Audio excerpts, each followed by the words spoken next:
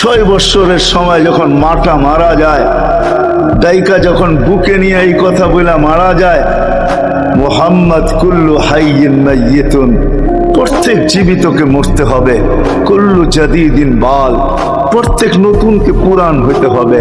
বিদায় বেটা আমি চললাম বইলা জ্বরের ভিতরে জানটা যখন দিয়া দিছেন, হায় হায়, আমার মনে হয় আল্লাহ কি করে সইছেন জানি না, এই 6 বছরের ছেলে মার বুকের উপরে উঠা মনেই না কত চিৎকার দিছে। এখানে গেলে এরকমই দৃশ্য ভাসে, মনে হয় যে ছেলেটা চিৎকার দিতেছিল, আম্মা আম্মা, বাবাও নাই, তুও নাই, একটা ভাইও নাই, একটা বোনও নাই, কোথায় চলে গেলি? 6 বছর বয়সের থেকে আবু তালেব, 6 বছর 6 মাস বয়সের থেকে 6 বছর 6 মাস বয়সের সময় দাদা মারা যায়।